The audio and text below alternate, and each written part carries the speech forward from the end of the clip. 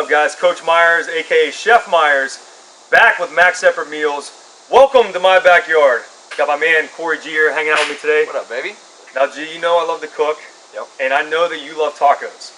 I do love tacos, and I don't know shit about cooking, so that's why I'm here, D. This is very important. I mean, if something happens to Rachel tomorrow, G I'm might be in starve to trouble. death. Exactly. So I got to teach my brother how to cook right here.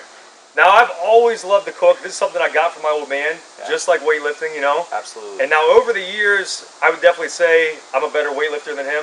I cannot say with certainty that I'm a better cook than my dad. His meatballs are killer. We're going to have an episode on that.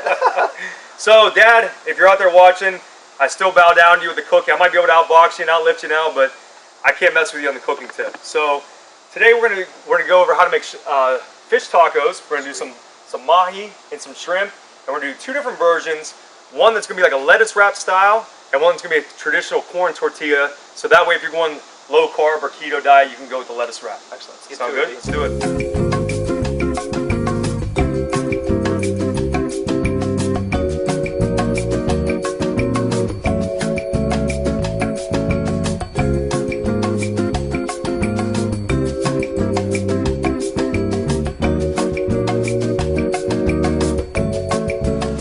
All right, so we're gonna fill these fish tacos with, we got some mahi fillets here, and we got some shrimp. I'm gonna take some sea salt, crack that sea salt, the bee trying to get on us here. And then once I put it on the grill, we'll also sea salt the other side. Throw some cracked pepper on there. And it's very important, here's one of the keys for fish tacos. You gotta take a paper towel, make sure your fish is dry before you put it on the grill. We're gonna have some coconut oil and foil that we're gonna cook the fish on so it doesn't stick to the grill, but you gotta make sure that fish is dry, okay? Now, you gotta have something crunchy in a fish taco, so we're gonna make a cabbage and cilantro slaw. Now, the key for this is you gotta have that razor thin, all right? You don't want big, thick chunks of cabbage, so you gotta slice that real thin. We're gonna take juice of one lime. Juice of one lime. That's right, juice of one lime there. Half there. Cilantro's a herb, right? Correct. I'm getting 101 here, y'all. So there we got our cilantro nice and chopped up. Put that on there. We're gonna throw some sea salt on there.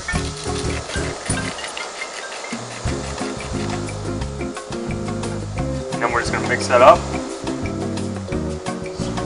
So you don't, Crunch of the cabbage is right awesome. Crunch of the cabbage is key, and you don't have to, you know, some people make this with, you know, mayonnaise-based slaw or whatever. You can do that, but we're trying to keep it healthy, and really, with the lime and the sea salt on there, that's really all the flavor you need. You want the ingredients to shine through. You don't want your sauces to be too heavy, you know? I can't have my sauce too heavy. That's right. Now, like I said, we'll fry some corn tortillas on the grill them up.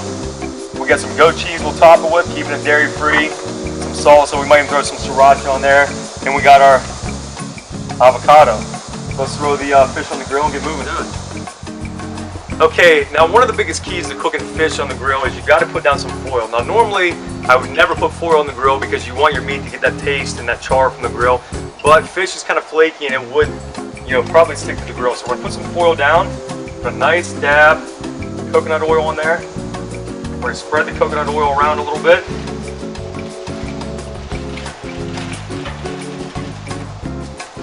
Once we got that foil nice and oiled up, we're gonna take our fish, place it on there. Now, if you remember, I already seasoned one side, so the side that's seasoned, I'm gonna put down.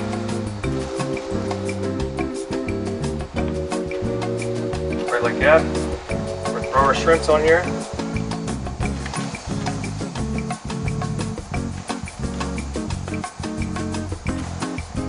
Now before I flip them, I'll re-season those sides.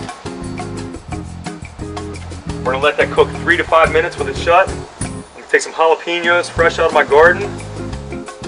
We're gonna grill those up. Those will need flipped every couple minutes as well. We'll check on this about 3 minutes and see how she's doing. All right, it's been roughly about 5 minutes. Time for us to check on these bad boys. I'm ready, D. You're ready. So, the shrimp won't need flipped. I'm gonna flip them. You can go ahead and flip that piece of mahi we got right there. Don't mess it up. Bring it this way. There you go. You gotta come from the side, go underneath of it. I'll give you a little assistance there. Spot me, D. I got you, boy. Flip that over. There we go. I mean, and I flip stuff way too often. Like, is this something?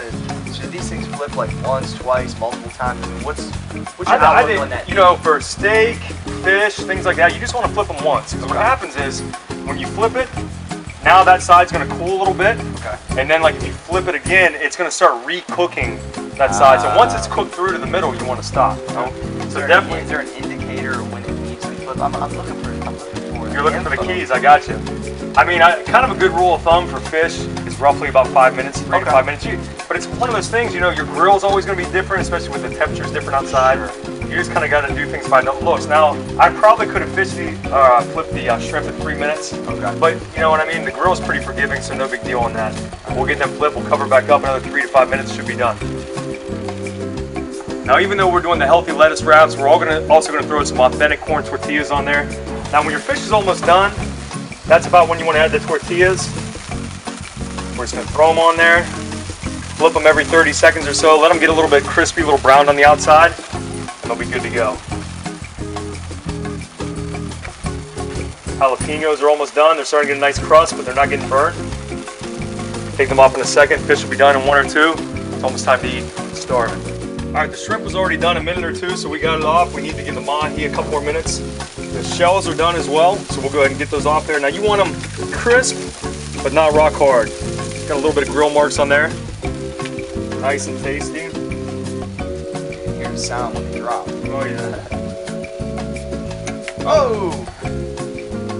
Fumble and recovery. There we go. Now G, here's how you can tell if your fish is done. I know you were asking before, how many times should you cook it, how do you know? With me, I never really time anything, I do everything by looks. So the fish, see how it's starting to split apart? Sure. That's how you, most fish when it's done will start to split like that, and then you should be able to kind of flake it apart pretty easily. Nice. So see how the cut's open? It's white all the way through, but still nice and moist, so it's not overcooked. Okay. So we're good to go. I tend to overcook it for sure. I think most people do just because they're unsure of how long to leave it on there, but like I said, you know, you just gotta kind of take a look. The fish will tell you when it's done. Gotcha. I'm done.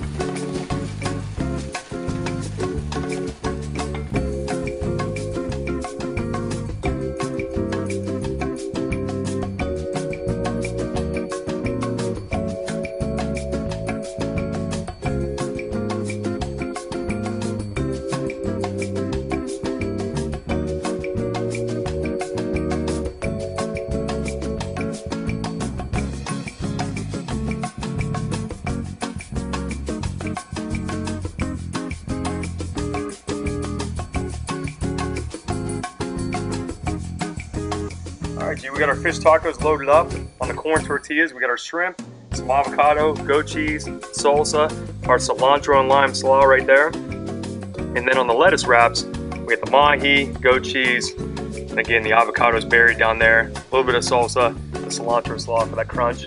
I gotta say, I've never made anything that looks this cool before. So well, I'm pretty excited. Now you can, and now you can too. Make sure to go to maxseparatemuscle.com for all your supplement needs, to learn how to cook, learn how to train, get your mind right, get your belly full. Let's go. Both good, dude. Both good.